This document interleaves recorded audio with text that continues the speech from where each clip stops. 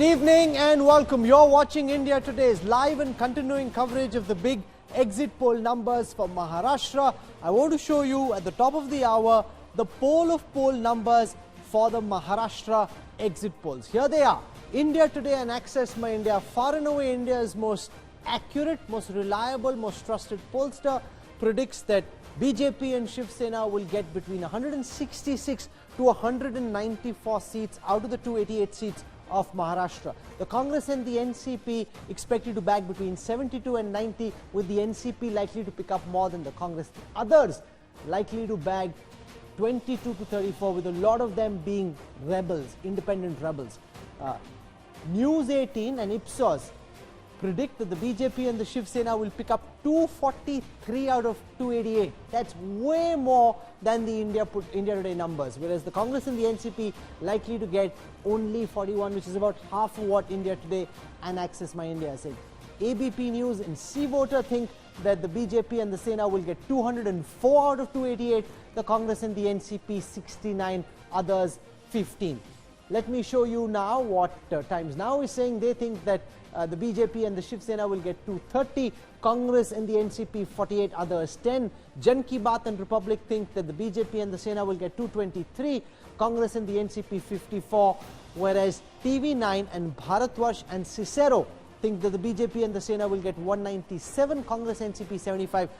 On most occasions over the last 5 years, we've been right way more than any other pollster, but I'll say that with greater confidence on the 24th at about 2 p.m. For the timing, I'm giving you a full sense of what all the polls for Maharashtra are saying. I want to go across our table and get reactions. We've got Shankar Iyer, Ashok Malik, we've got Manisha Priyam, Rahul Srivastava, National Affairs Editor, and Javed Ansari. I want to start by asking Shankar Iyer first, your big takeaway for the Maharashtra exit poll numbers that we are putting up.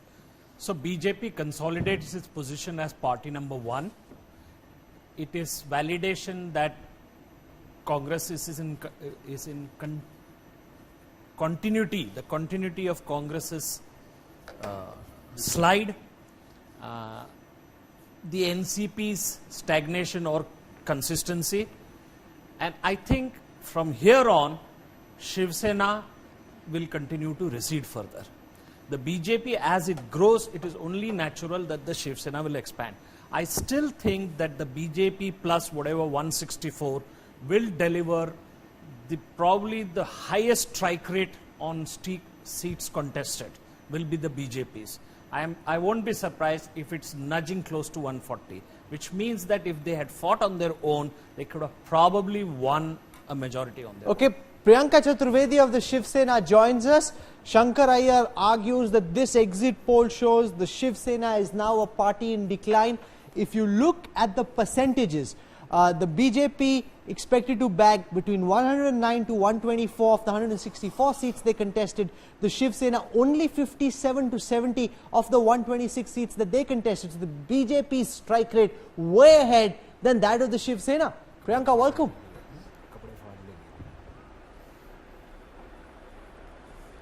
So firstly, I have immense respect for the Access India polls, and they have been more or less correct and accurate in terms of their exit polls turning into results. But somehow this time I'm extremely skeptical, because if anyone who has toured the length and breadth of Maharashtra would also get a sense of feeling that there was absolutely no opposition and the number of seats that has been given to the opposition. But however, I respect the entire exit polls, and as far as Shiv Sena is concerned, I beg to differ as far as when Mr. Iyer made that comment that they are a party on decline, which is exactly not true, simply because Shiv Sena has managed to retain its own space, while the BJP, yes, of course, they continue to hold on to the same number of seats as 2014. But this is going to be a political alliance which has lasted through the test of time, and in times to come, both political parties, whether it is the BJP or the Shiv Sena, will expand at the expense of the Congress and the NCP. Expansion of Shiv Sena. I just did a quick back of the envelope calculation. The BJP's strike rate in this poll is expected to be about 70%. The Shiv Sena strike rate, Ashok Malik, only about 50%, which suggests that the BJP could have gone alone, won the election, and the Shiv Sena is actually dragging this alliance down. See, there's no question that the BJP is now the much larger party in the state. And frankly, the 50-50 division of seats in the Lok Sabha election was fortunate for the Shiv Sena, because if that negotiation had continued till after the Balakot attack rather than concluded before, perhaps the BJP would have got 70% of the seats, or certainly more than 50%. Having said that, there are three things which make the BJP performance very impressive in this election, if they go the way we are predicting it. One, they've given the state a new leader who adds to Mr. Modi's charisma, but is also independent of it. He will probably become the first BJP chief minister to get re-elected in the Modi era. Second, in 2014, the BJP built a non-Maratha coalition. In the past 5 years, it has eaten into the Maratha vote as well, and that is to Fadnavis's credit. He's brought in a good chunk of the Maratha vote. Third, nationalism plus welfare plus a predictable leader, plus the fragmentation of the Congress and the decline to some degree of the Shiv Sena as well, has meant that the BJP is now the pan-Maharashtra cross-coalition party. It is the party around which the politics of the state revolves. And Manisha Priyam, what is hugely significant is that Maharashtra epitomized the idea of a Congress state. You know, I was speaking to Aditya Thackeray, and he said that, you know, if you look at the DNA, Maharashtra is essentially a Congress state. This is just when I was doing Jab We Met with him a few weeks ago. If leaders of the Shiv Sena also believe that Maharashtra is essentially a Congress state, the complete decline of the Congress between 2014 to now. So it's not just 2014 to now. I think it's been before that. Since 1995, the Congress has really not been in power on its own. So the big point that I was making even earlier, the Congress needs to recognize that in the 1990s, barring the government that Rajiv Gandhi was able to make after Indira Gandhi's assassination, they've not been in power on their own. So these cross-caste coalitions, the bottommost caste, etc., or the regions have come to them through allies. So the Congress has not been a big punch player. It's not looked back at it. It has been satisfied with getting power somehow in the center in UPA 1 and in UPA 2, and then it's played way above its weight. In the process, damaging its possibility of making alliances. Remember, the Vanchit Bahujan Aghadi, etc., the Dalit votes got knocked out. In this election, we wasted so much time talking about the Congress. An important factor is that the VBA, which had 7.6, 7.9%, is also a non-player now. So look at the manner in which the BJP, either by aligning with Shiv Sena or leaving some parties outside, what it has done is that all other players, the Congress of course is declining on its own, the BJP has not had much to do with it, the Congress has simply gone out. So I think the real thing now for the BJP will be to keep the Shiv Sena in alliance, but punch the Sharad Pawar legacy in Western Maharashtra out. After that, I would say that the tectonic shift will be the reshaping of Maharashtra's geography. We will no longer, if this happens, if this holds, we will no longer look at Maharashtra results as region-wise results of satraps. It may be a pan-Maharashtra vote. Except for northern Maharashtra, areas handled. except for western Maharashtra, the NCP strongholds, where it is shown in our poll that the Congress and the NCP are ahead of the BJP and the Sena. In every other region of Maharashtra, the BJP and the Shiv Sena are way ahead. And what this will demonstrate also, Amit Malviya of the BJP is joining us, is that at 49 years of age, Devendra Fadnavis has become the first man in decades to win a re-election in Maharashtra. He served out his full term, he's gone to the people, and you have a young leader who's got huge popularity. 38% of the respondents in our poll said of all the leaders who were on offer in Maharashtra, they wanted Devendra Fadnavis to be chief minister. That's 4 out of 6, 4 out of 10 4 out of 10 voters. Well, Rahul, that is absolutely true, and a lot of credit for that goes to Devendra Fadnavis and the way he's run the government. He's ensured that his stint was largely unblemished, and those who were seen in any kind of cloud were also dropped in these elections. So he's demonstrated that he's someone who is going to ensure probity in public life, something that Prime Minister Modi also espouses and holds very dear. There has not been a single corruption taint on any minister of in his government in the first term, and that is also going to be the case. That's not correct. We ran a story on Eknath Khadse and the corruption charges against him, after which BJP President Amit Shah and Chief Minister Devendra Fadnavis decided to sack him, so much so that he didn't even give him a ticket this time. Well, when I spoke about the government not having any corruption taint, I was referring to Prime Minister Modi's government. And that spirit has been translated to several state governments of ours, and that's why some of these names have been dropped in Maharashtra. And, you know, therefore it's a position that we are not going to compromise with. That's something that Devendra Fadnavis carried with him as Chief Minister. But it doesn't stop there. You see, the key reason for his victory is that he's been somebody who has delivered. He has ensured that drought-prone areas in Maharashtra get water. He's ensured that urban centers like Mumbai and Pune get the required infrastructure that they need. He stood fiercely for building that metro in RA despite the election being there. Now that really tells you that he's somebody who believes in himself. He has the conviction to stand by and say what is the truth. In fact, on your own channel, when he was there for the program, he defended his position on RA, and I think that's quite unprecedented. Most Smriti political Kopikar, this leaders will also would then have be opted the out. end of the RA protests in some senses, because if you look for electoral vindication, out of 36 seats in the Mumbai region, 30 expected to be picked up by the BJP and the Shiv Sena. The Congress NCP picking up only 3. So a lot of chatter about people in Mumbai being upset with the BJP and the Shiv Sena for what they were doing in RA. At the end of it, the BJP dominating even Mumbai. Rahul, the vote in Mumbai was not a referendum for Mr. Fadnavis's decisions on RA. Because if we take it as that, then his alliance partner, Mr. Aditya Thackeray, had completely contrarian views. So what exactly did Mumbai then vote for? Mr. Fadnavis's view to hack the trees, or Mr. Aditya Thackeray's views to save the trees? So I don't think the referendum, the vote in Mumbai is a referendum on the RA issue. It's also not a referendum or a validation of any sort on how life in Mumbai is, because this year, this monsoon, we've seen about a dozen people die because of potholes on the city streets.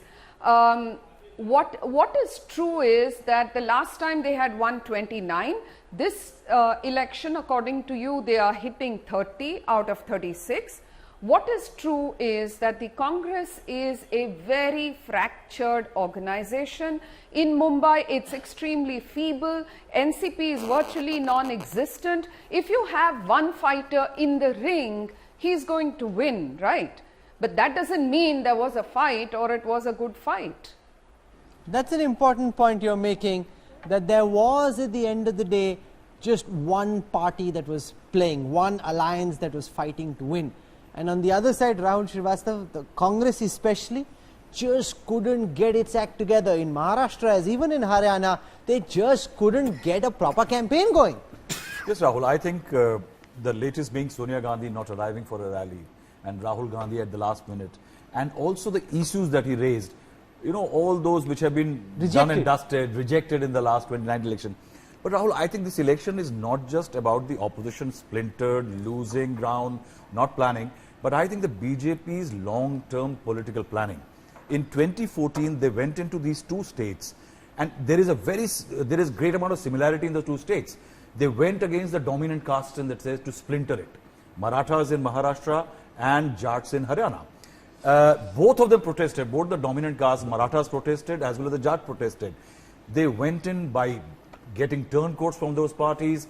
There was a famous quote from Sharad Pawar when Sambhaji, a descendant of Chhatrapati Shivaji, was inducted and sent to Rajya Sabha. Sharad Pawar had said that at one time the Chhatrapatis used to appoint the Peshwas, now the Peshwas are appointing the Chhatrapatis.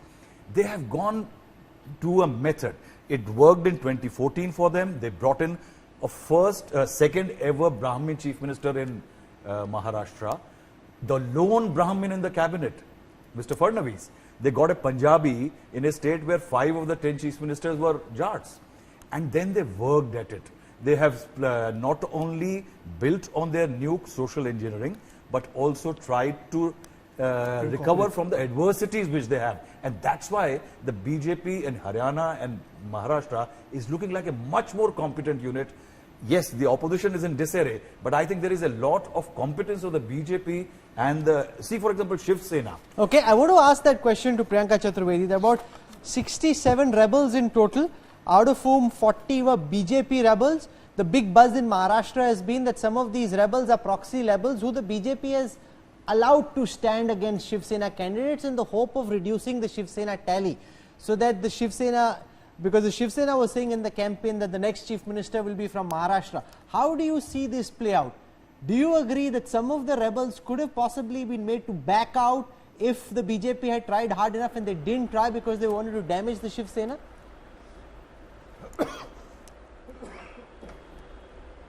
No, in all fairness, both the Bharatiya Janata Party and the Shiv Sena had their own set of issues as far as rebels are concerned.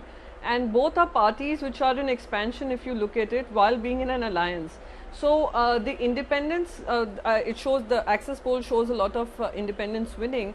But we are somehow very clear that people of Maharashtra would have voted for an alliance and official candidates of the alliance on the basis of knowing that they would be the ones who come to power and would be able to deliver on the promises that have been made to them. And we do understand that rebels had their own issues, but rebels also need to understand that their entire being, their entire position was because of the political party they were getting their tickets from. So I think as far as both the parties are concerned, this would be something which we will have to address and henceforth ensure it doesn't create a problem. But Does we must Maharashtra understand politics both our go parties from here, Shankar Iyer? Are we heading to a zone with the Congress capitulating that at some point in time, sooner than later, under say an Aditya Thackeray, the Shiv Sena emerges as the primary opponent to the BJP?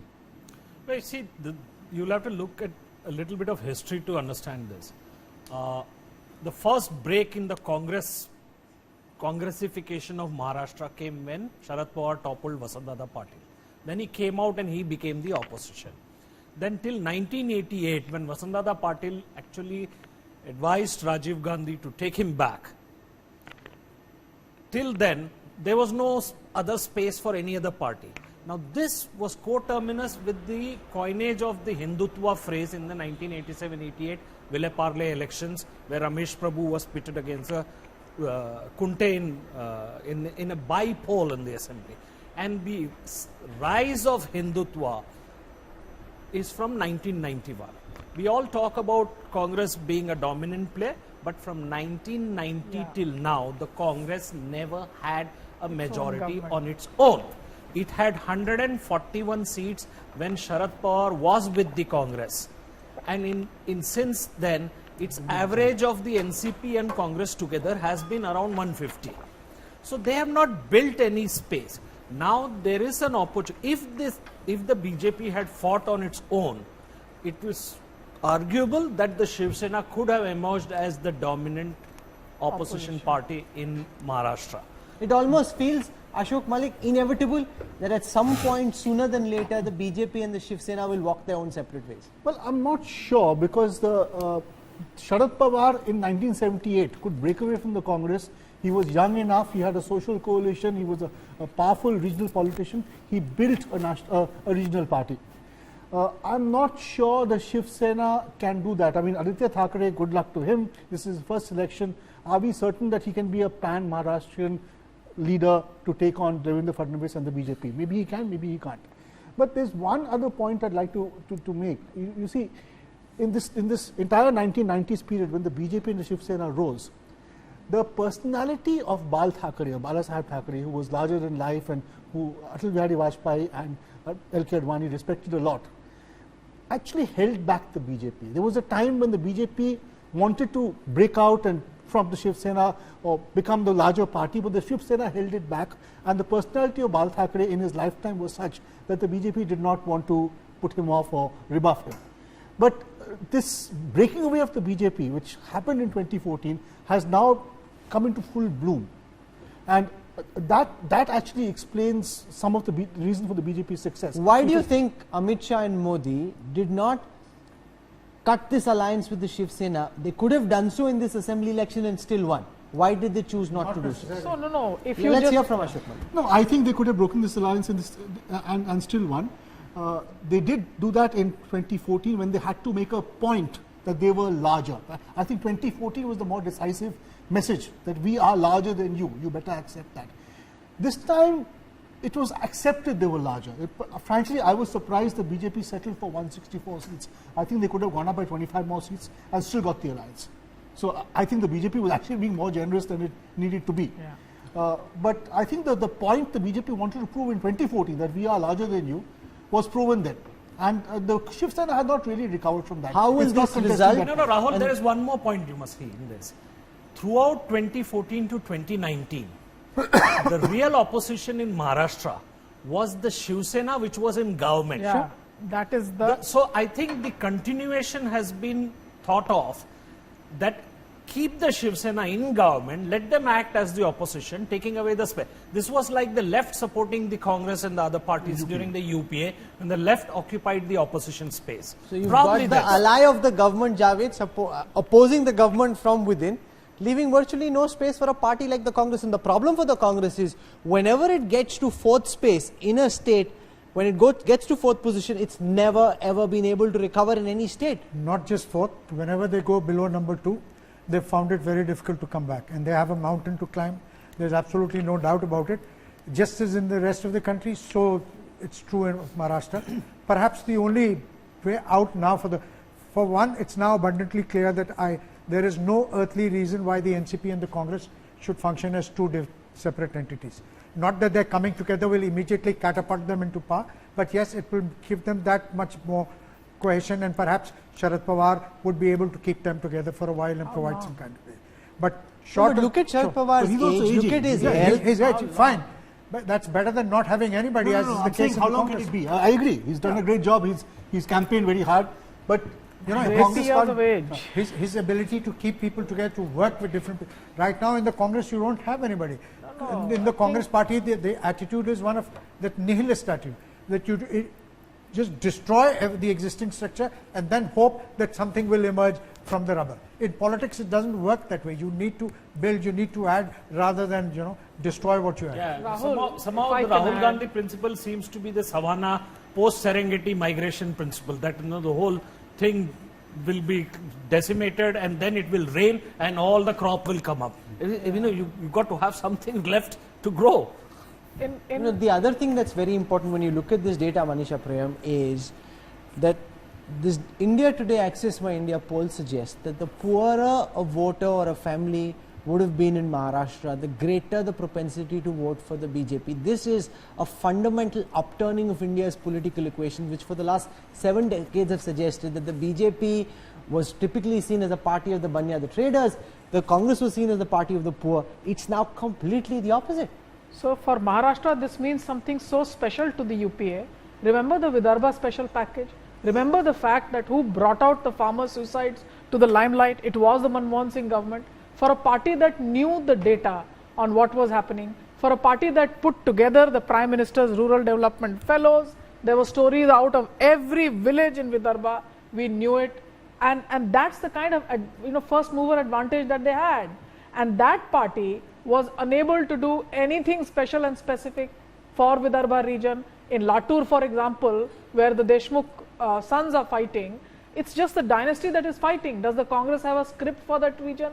None at all. So neither did they work on leadership post the death, unfortunate, of Vilasrao Deshmukh ji, nor did they have anything to say about the specific and separate stories. So forget the Congress for the moment. The real politics in Maharashtra is going to be that in the NCP, after Sharad Pawar, post a transition, there is an Ajit Pawar, there is a Supriya Sule. It's going to be a weak But Ajit moment. Pawar is a Just mercurial minute. character. No, I'm saying One it day he will be announces he's giving up politics. Can I then just he's- complete this? Yes. So the point is that at that point of time when there'll be a leadership crisis, you'll have a weakened NCP, a Congress that doesn't know either the script or the leadership, doesn't want to invest, leaves its cadres, abandons the whole state and runs away.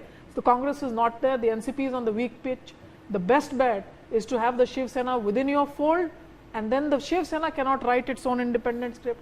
After giving them so many seats, they will not be able to act as the opposition. They were able to act as the opposition because the last election they did not fight as an alliance. So here is the BJP that's playing its politics so well that their primary target now on is going to be the NCP, and the alliance with the Shiv Sena is going to continue well into the next on election. the one side, you've got a chess grandmaster, possibly the greatest of all time, most definitely the best of his generation, up against somebody who struggles to win even a game against an amateur. That's the state of play in Indian politics, and when you've got a grandmaster going off against a novice, the result almost always will be the same. I want to shift attention now to Haryana. Haryana is where, to my mind, the real battle is being fought. This is where there is some suspense, there's some drama, there's some excitement.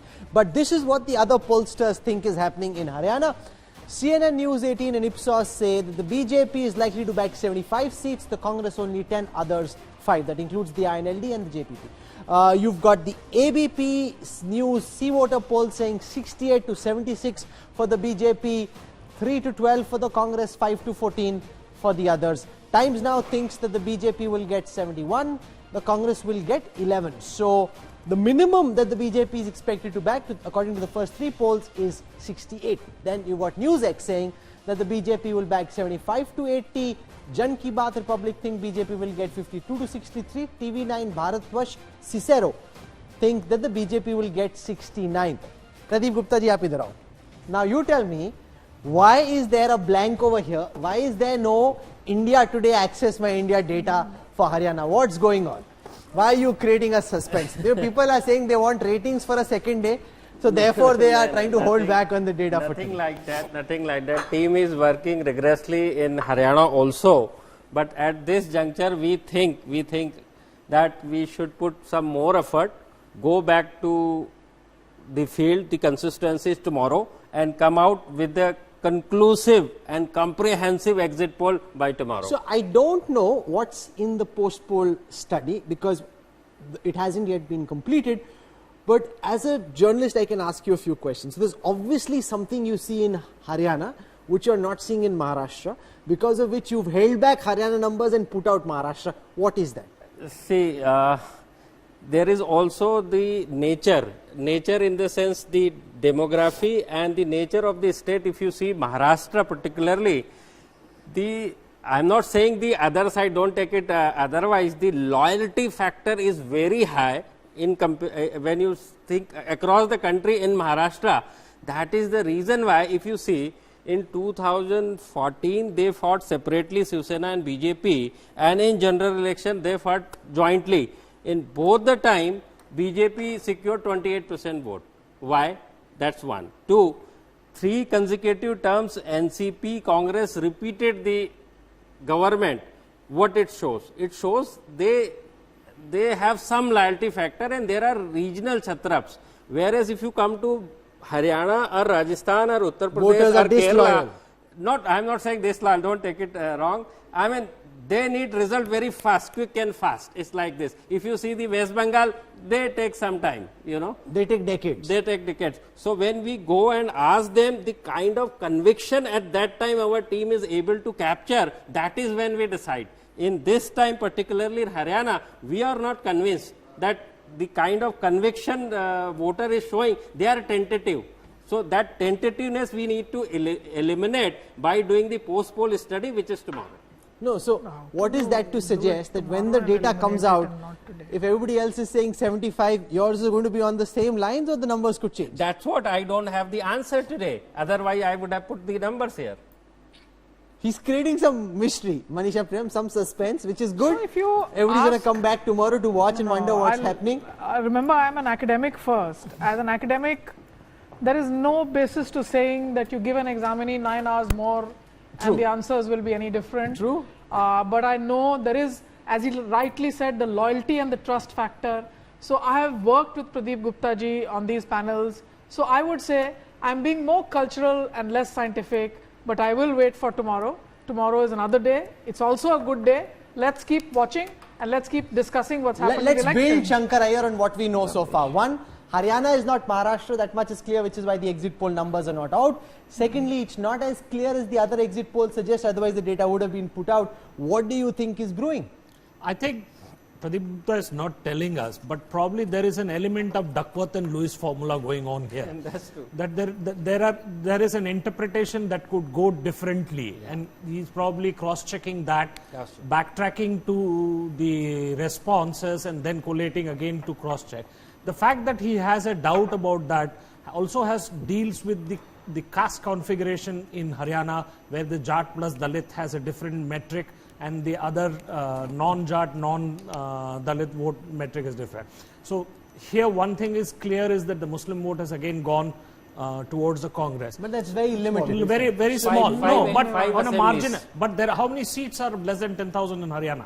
So every vote must be counted. The second part is Can I show it's you an that agrarian. in the India Today election intelligence Five dashboard? I'll seats show that which to is you. Muslim dominant. None of No, us because explains if why you you look cannot at this say and by remember, we're You can't actually doing cross-check some data. modeling here just on the basis of what we know from what Pradeep Gupta is telling us, and most things he isn't telling us. Can he What leak is some of the answers? what is very clear? No, Manisha, let's just try and build on this. We've got Pradeep here. He doesn't like this at all. I can guarantee that. But we need to build on this. What is very clear is one of the things he'll be looking out for is the kind of Jat consolidation that we see. It's very clear that to some extent Jats are upset, but are they upset in a way that their vote gets split? The Congress on the one side, the JJP on the other, and the INLD, or does it gravitate en masse towards one of these parties? That's one thing that will be looked at. The other thing, which is very crucial, which will also be looked at, is the Dalit vote. In the Lok Sabha election, the BJP picked up a lot of the Dalit vote, which is why the BJP's vote percentage is about 58% in Haryana. In the assembly election, we've seen already some of the Deras not coming out with open statements in favor of the BJP, unlike what they did in the past assembly and Lok Sabha elections. Therefore, will we see some kind of a swing away from the BJP when it comes to the Dalit votes? Will we see the Dalits and the Jats getting together? I'm not saying that all of this is happening. I'm saying that is what the pollsters at Access My India will be looking at. Shankar is an important point about the margins in Haryana. So I want to show you how many of the 90 seats of Haryana were won by a margin in the last election of less than 28 seats, of less than 5,000 votes. 28. That's almost 1 in 3 seats in Haryana were won in the last election, Shankar, by a margin of less than 5,000. Every fraction vote counts. Which is why it is such a difficult election to be able to call. If I look at how many of the seats were won by less than 10,000, out of the 90 seats, less than 44 seats, almost half the seats of Haryana were won by less than 10,000. Even though the assembly sizes are smaller, 10,000 is a relatively small number even for an assembly constituency. I want to show you swing seats, seats that have changed hands in preceding elections. Out of the 90 seats, 62 were identified as swing seats, which swung from the Congress to the BJP, suggesting, as Pradeep said earlier, that the loyalty factor in a state like Haryana is lesser. Now, Amit Malviya, does any of this make you anxious, or do you think at the end of it all, आएगा तो मोदी, जो मर्जी कर लो, आज exam का result देना है, आज देना है, कल दो, आएगा तो Modi? Well, Rahul, I am quite okay to wait for another 24 hours. At least you will keep us engaged on another day before the elections come out on 24th. But just on what Haryana looks like at the moment, I heard you speak about Jat consolidation and how certain communities are going to vote and so on and so forth. Let's not forget that this is a state that's turned a leaf around. We've had the Lok Sabha elections recently in which the entire state, cutting across communities, voted for the BJP. Even strongholds of the Congress leaders, who are otherwise seen as patrons of a certain community, lost from what is considered to be their bastion. So there is something that has happened, and this change is a definitive one. And this also points to the fact that parties that run political patronage network and patronize one community over the other is not really a very sustainable model, because if you are seen as a government that is fair to everybody, that gives equal opportunity, the likelihood is that a large number of people across various cross sections are going to vote for you, and that's what has happened in Haryana over the last 2-3 years since we've had these local body elections. But having said that, I'm quite okay to wait for another 24 hours, because all the feedback that we have from the ground, and not necessarily the exit polls that the other channels have put out, seem to suggest that the BJP will win handsomely. And I'm quite sure that your survey is not going to be a marked departure from that position. But we just, and I also want to explain this, that in a state like Karnataka, when the projections were made by the post-poll team, the voting percentages were at 68%. Ultimately, the final voting percentages came close to almost 72. So there's a 4% gap between when the projections were made, the modeling that was done, and the final vote percentages. So you want to see the whole situation stabilize. But as Manisha Priyam points out very interestingly, even if you give 9 extra hours to compile results, it doesn't mean that the results will necessarily be different. No, Rahul, only one difference here. It's not about the compilation. It's about going back to the field again. Going back to the field again and cross-checking it. Yeah, but randomization means that you can't cross-check from the same individual. That's the issue. I mean, it's not the same individual. It's the whether the wind is blowing in the same direction which we did today, and or it's different. But we've seen some changes, Rahul Srivastava, in the manner in which the BJP has approached Haryana. The Prime Minister was earlier scheduled to do only 4 rallies in Haryana. It was ultimately virtually doubled.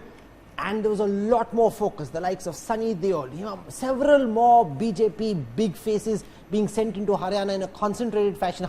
Maharashtra, they knew they had in the bag. In Haryana, in the last dash, they made greater effort. Rahul, when I learned that Gupta ji is not putting out his Haryana pictures, I went back to some BJP leaders on phone, and this very senior leader told me that we have totally muddied the waters in Haryana. Why he says that?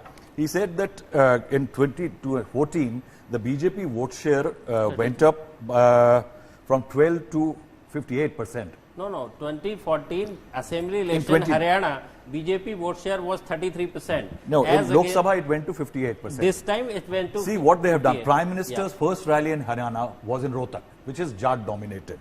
What the BJP has done, it has given 70% tickets to non-Jat, upper caste and OBC votes. That's the BJP's core strength. 50% of the rest of the Jat vote was with the BJP last time around.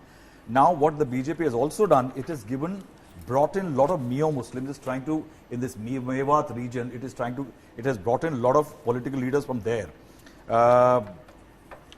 Then what it has done, it has imported a lot of Jat leaders from various political parties. So what the BJP has actually done is that it has built on its strength of non-Jat, Punjabi, Khatri, Bania and others, and apart from that it has tried to woo others. Now what this leader said, that the doubt in his mind could well be because that there is a 3-way split in Jat vote.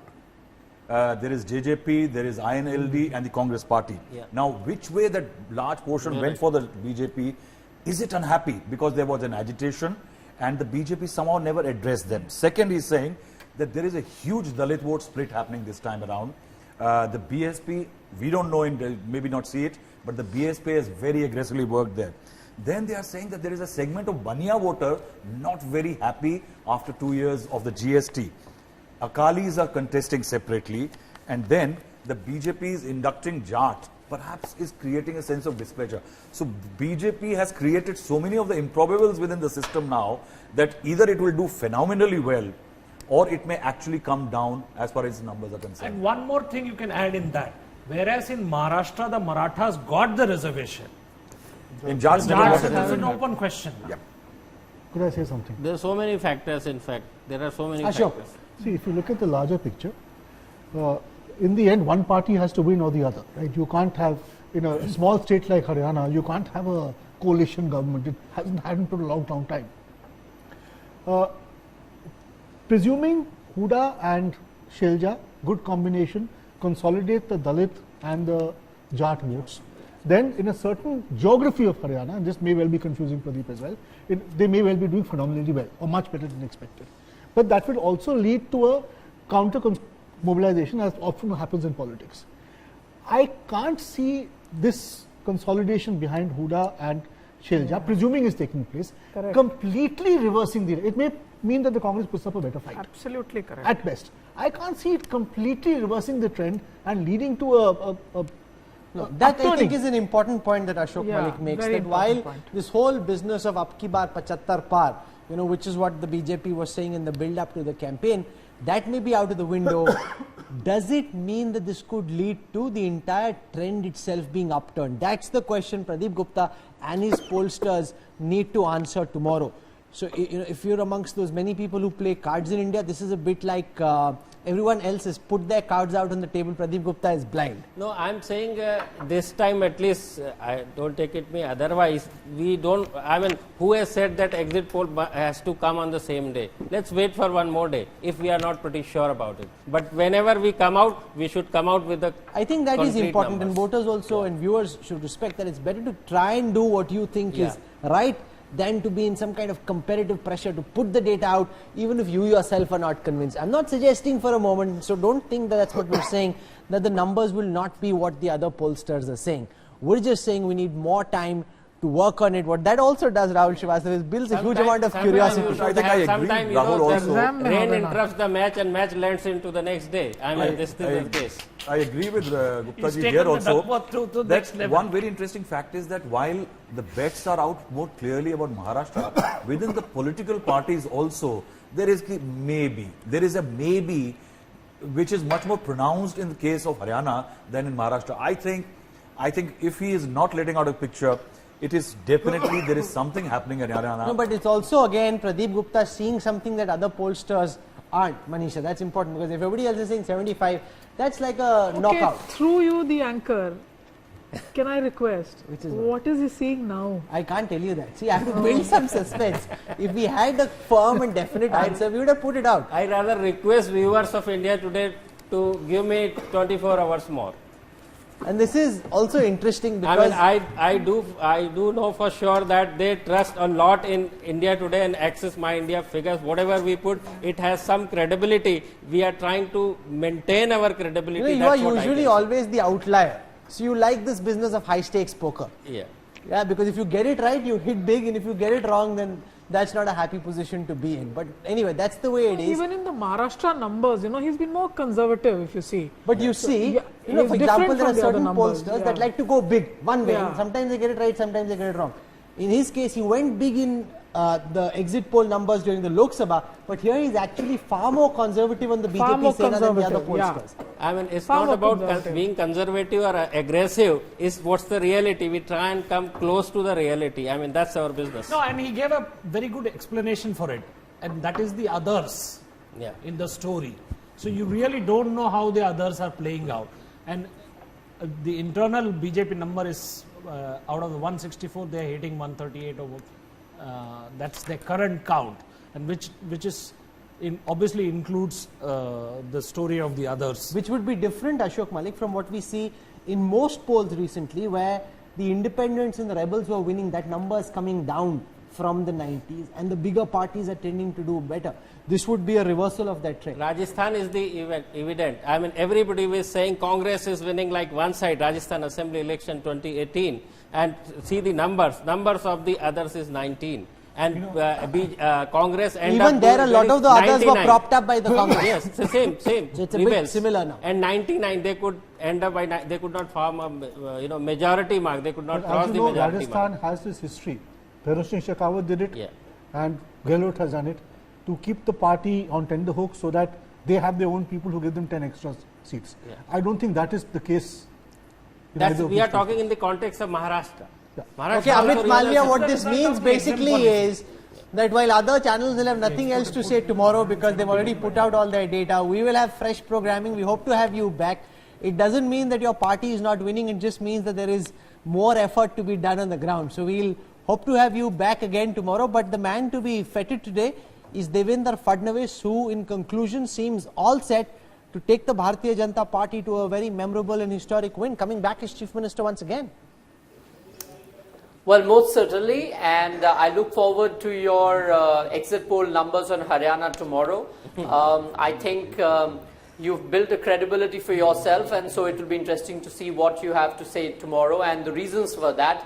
And as far as Maharashtra is concerned, I'm sure the result on 24th will be better than what you put out. I have a feeling that you've been conservative, and the BJP Shiv Sena alliance might do better. My own number is upwards of 225, but then we will wait and see on 24th, and we'll have a conversation around that as well. Okay, so polling is a bit like reporting. You're only as good as your last story. You're only as good as your last poll.